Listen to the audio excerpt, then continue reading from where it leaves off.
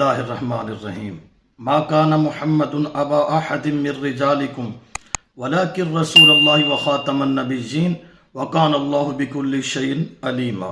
سورة الاحزاب آیت نمبر 40۔ میں آج آپ کے سامنے ختم نبوت کا معنی رکھنا چاہتا ہوں۔ اکثر لوگ اس کے لفظ پڑھنے میں بھرپور غلطی کرتے ہیں۔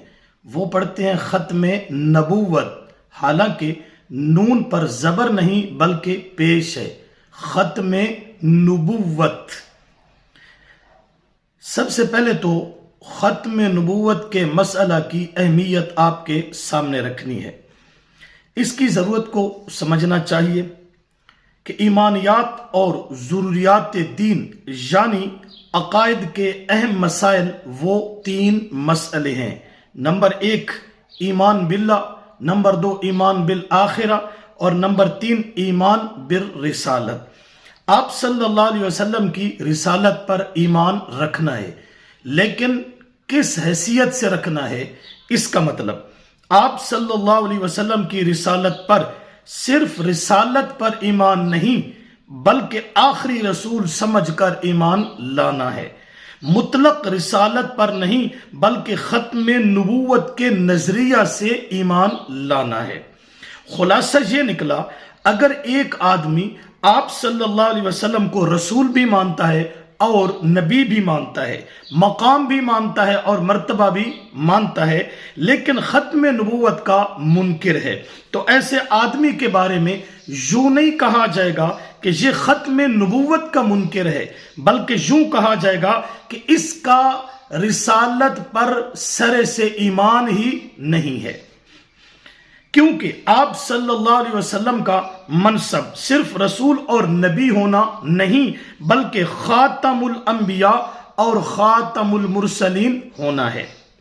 لہذا ایمان، توحید باللہ اور آخرت پر ایمان، آپ کی رسالت پر ایمان اس حیثیت سے کہ آپ اللہ کے آخری رسول ہیں۔ جب تک آپ کی ختم نبوت پر ایمان نہیں رکھا جائے گا تو اس وقت تک اسلام کے وہ دائرہ میں داخل نہیں ہوگا۔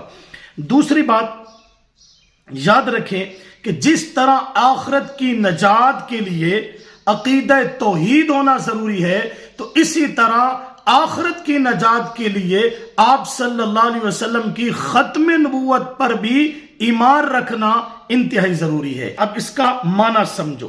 ختم نبوت کا معنی ہے لا ينبأ احد بعد، کہ آپ کو نبوت مل جانے کے بعد اب قیامت تک کسی اور کو نبوت نہیں مل سکتی۔ یعنی ختم نبوت کا معنی آسان لفظوں میں یہ ہے کہ اللہ نے آپ صلی اللہ علیہ وسلم کو اپنا رسول بنایا، آپ کے سر پہ ختم نبوت کا تاج رکھا، اب قیامت تک آپ کے بعد کوئی نیا نبی بن کر نہیں آ سکتا۔ لا نبی بعدی کا یہ معنی نہیں کہ میرے بعد قیامت تک کوئی نبی نہیں آئے گا، بلکہ یہ معنی ہے کہ قیامت تک کوئی نیا نبی بن کر نہیں آئے گا۔ یہ معنی بتلانا اس لیے ضروری تھا کہ 2 قسم کے کفر ہیں۔ ایک تو وہ کفر ہے جو سرے سے کہتا ہے کہ اللہ کے نبی صلی اللہ علیہ وسلم ختم نبوت کے مصداق نہیں ہے، بلکہ آپ کے بعد بھی نئے نبی بن سکتے ہیں، جس طرح لوگوں نے قادیانی وغیرہ کو من گھڑت نبی بنا دکھایا۔ تو ختم نبوت کا انکار یہ بہت بڑا کفر ہے، اور ختم نبوت کے معنی کی آڑ میں دوسرا کفر یہ ہے، لوگ کہتے ہیں جی ختم نبوت کا معنی ہے کہ قیامت تک اللہ کے نبی کے بعد کوئی اور نبی نہیں آ سکتا، لہٰذا عیسیٰ علیہ السلام بھی نہیں آئیں گے۔ تو یہ بھی بہت بڑا کفر ہے، حضرت عیسیٰ علیہ السلام کی آمد کا انکار کرنا۔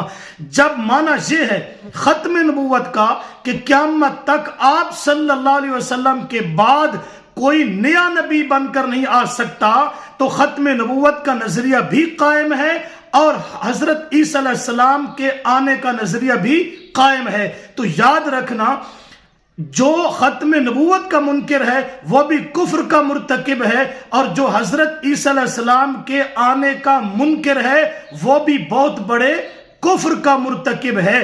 اس لیے ختم نبوت کا معنی ہے کہ آپ صلی اللہ علیہ وسلم آخری نبی ہیں، آپ کے بعد قیامت تک کوئی نیا نبی بن کر نہیں آ سکتا۔ عیسیٰ علیہ السلام تو پہلے نبی بن چکے ہیں، وہ نئے نبی بن کر نہیں آئیں گے، ہوں گے نبی مگر بحیثیت امتی کے آئیں گے کہ آ کر قرآن اور آپ کی سنت کا پرچار کریں گے، ہوں گے نبی لیکن کام امتیوں والا کریں گے۔ تو ختم نبوت کا معنی ہے کہ میرے بعد قیامت تک آپ صلی اللہ علیہ وسلم نے فرمایا کوئی نیا نبی بن کر نہیں آ سکتا۔